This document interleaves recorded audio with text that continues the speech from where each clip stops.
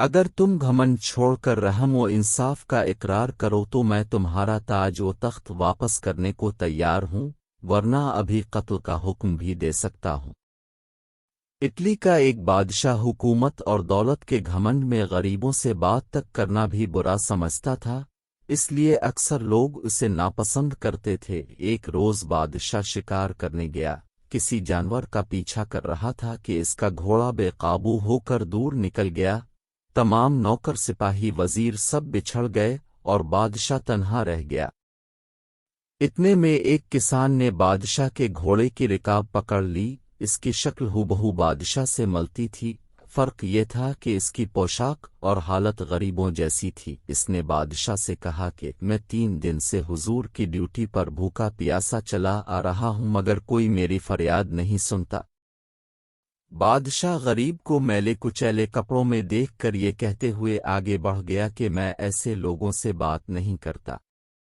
غریب کسان پھر بھی اس کے پیچھے پیچھے چلتا رہا، یہاں تک کہ بادشاہ ایک تالاب پر پہنچ کر گھوڑے سے اترا۔ اس نے تاج اور کپڑے اتار کر ایک طرف رکھے اور نہانے کے لیے تالاب میں اتر گیا۔ جب بادشاہ تالاب میں آتر چکا تو غریب کسان نے بادشاہ کے کپڑے پہن کر تاج سر پر رکھ لیا، بادشاہ کے گھوڑے پر سوار ہو کر رفو چکر ہو گیا۔ کسان بادشاہ تھوڑی ہی دور گیا تھا کہ اسے شاہی نوکر چاکر مل گئے جنہوں نے اسے بادشاہ سمجھ کر ادب سے سلام کیا اور ان کے ساتھ شاہی محل میں چلا گیا۔ اصل بادشاہ تالاب سے نہا کر باہر نکلا تو کپڑے، تاج اور گھوڑا کچھ بھی موجود نہ تھا۔ وہ بہت گھبرایا مگر اب کیا ہو سکتا تھا۔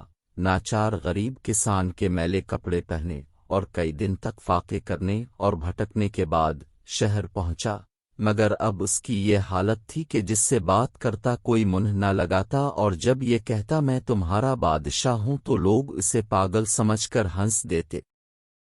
2-3 ہفتے اسی طرح گزر گئے۔ جب اس پاگل کا قصہ بادشاہ کی ماں نے سنا تو اسے بلوا کر اس کے سینے پر تل کا نشان دیکھا پھر، جس سے اس کی سچائی کی تصدیق ہو گئی۔ کسان نے اصلی بادشاہ کی یہ حالت دیکھ کر کہا، کیا تم وہی شخص ہو جو دولت اور حکومت کے گھمنڈ میں غریبوں کی فریاد نہیں سنتے تھے؟ اسی کی سزا دینے کے لیے میں نے یہ سب کیا تھا۔ اگر تم گھمنڈ چھوڑ کر رحم و انصاف کا اقرار کرو تو میں تمہارا تاج و تخت واپس کرنے کو تیار ہوں، ورنہ ابھی قتل کا حکم بھی دے سکتا ہوں۔ یہ سن کر بادشاہ نے عاجزی اور ندامت کے ساتھ اپنی غلطی تسلیم کی اور کسان اسے تاج و تخت واپس دے کر گھر چلا گیا، جس کے بعد بادشاہ نے اپنی اصلاح کی اور چند دنوں میں اس کی نیک نامی کا ڈنکا دور دور تک بجنے لگا۔